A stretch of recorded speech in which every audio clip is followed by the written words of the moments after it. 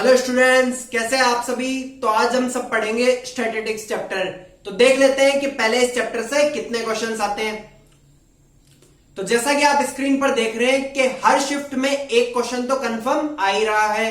ये 2020 और 2019 के स्टैटिस्टिक्स है।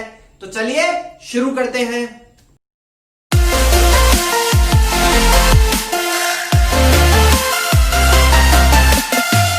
तो सबसे पहले हम पढ़ेंगे मीन। तो देखो मीन क्या होता है।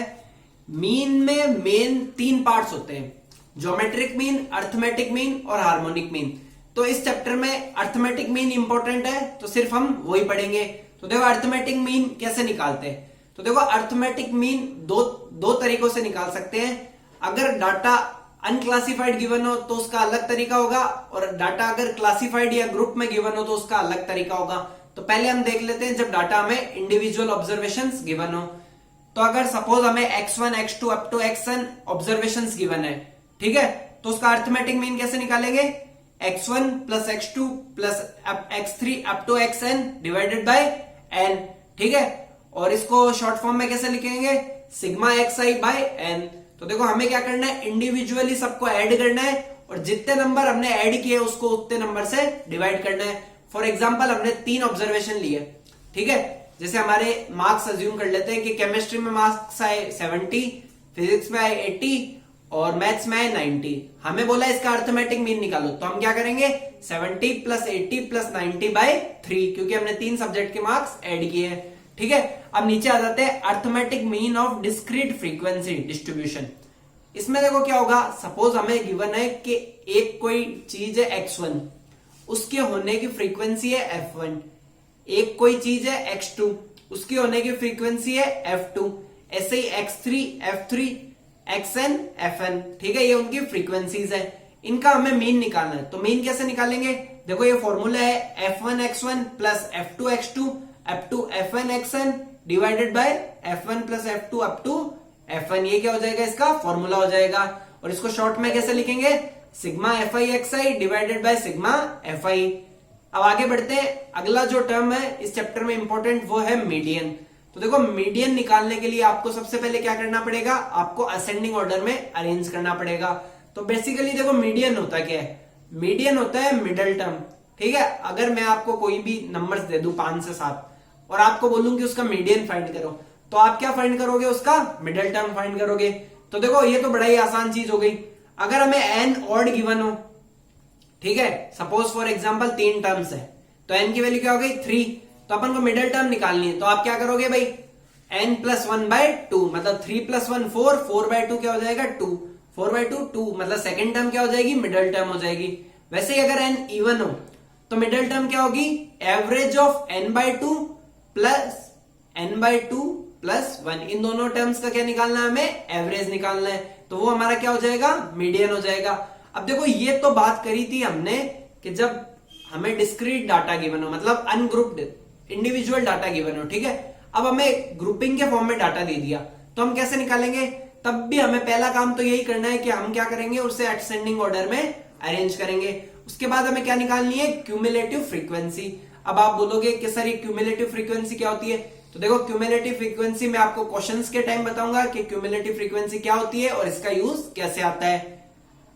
अगला जो टर्म है इस चैप्टर में वो है मोड। तो देखो मोड क्या होता है, the value which is repeated maximum number of times is the mode of the series. मतलब आपको कोई भी सीरीज दे दे और बोल दिया कि जो मैक्सिमम नंबर ऑफ टाइम्स आ रहे हैं वो आपको बताना है, मतलब आपको मोड बताना है।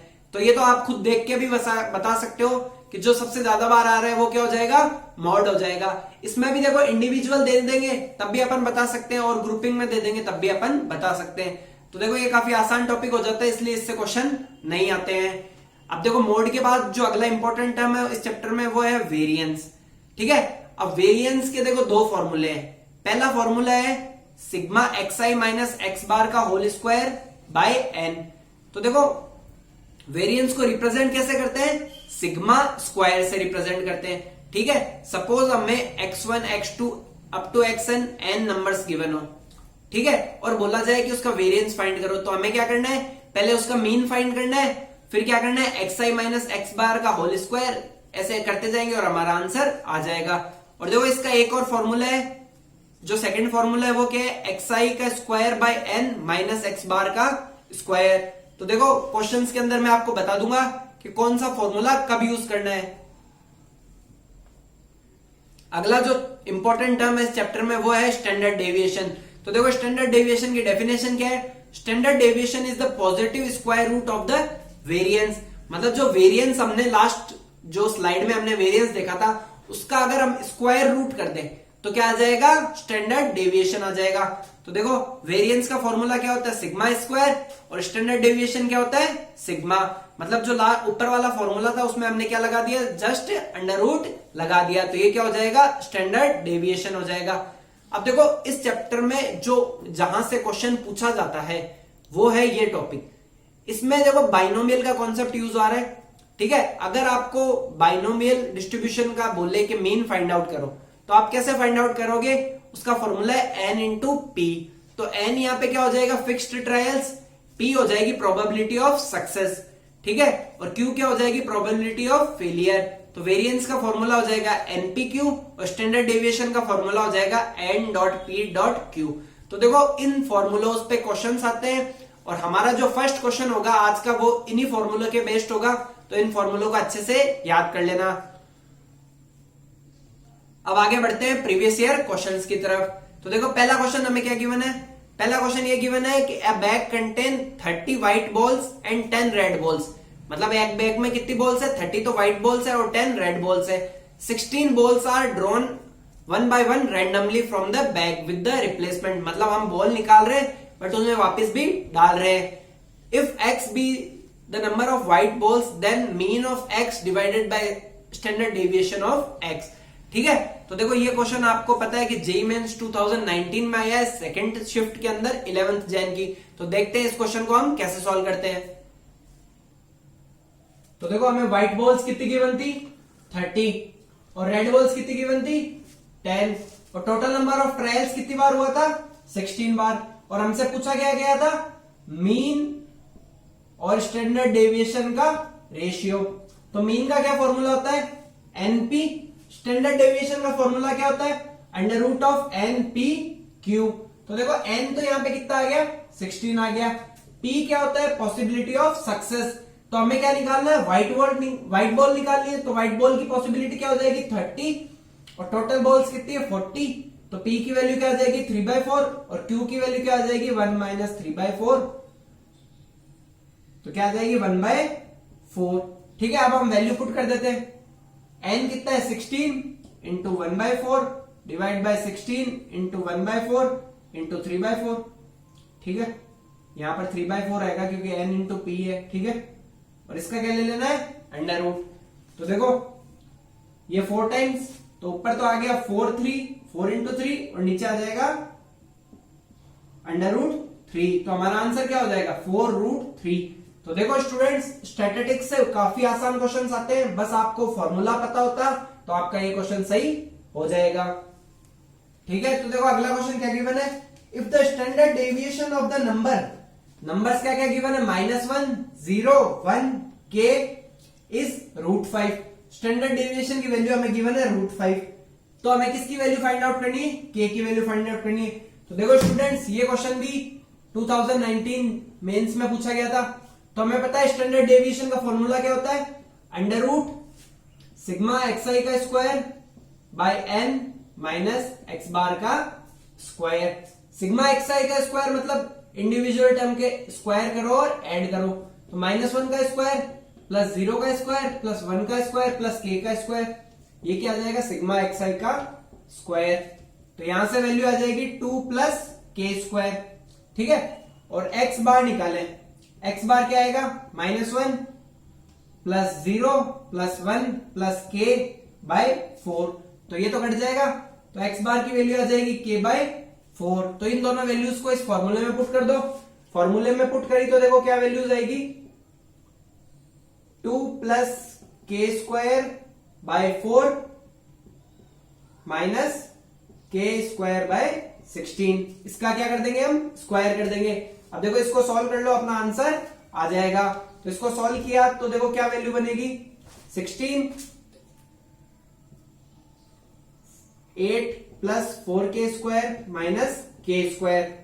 इसकी वैल्यू हमें क्वेश्चन में किसके बराबर गिवन है, √5 के बराबर। तो हम क्या करेंगे, √5 के बराबर कर देंगे। अब हमें k की वैल्यू फाइंड आउट करनी है, तो हम क्या करेंगे, दोनों साइड स्क्वायर कर देंगे। स्क्वायर किया तो क्या आया, 5 = 8 प्लस 3k² बाय 16। अब इसको इधर मल्टीप्लाई कर दो, 16 5 जा 65 माइनस 8 = 3k²।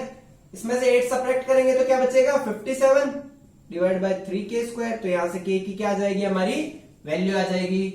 तो देखो हमें अगला क्वेश्चन क्या गिवन है, the mean and the median of the following 10 numbers in increasing order.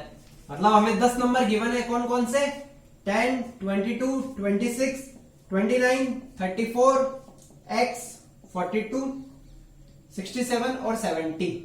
ठीक है, इन सभी का मीन तो हमें गिवन है 42 और मीडियन हमें क्या गिवन है 35।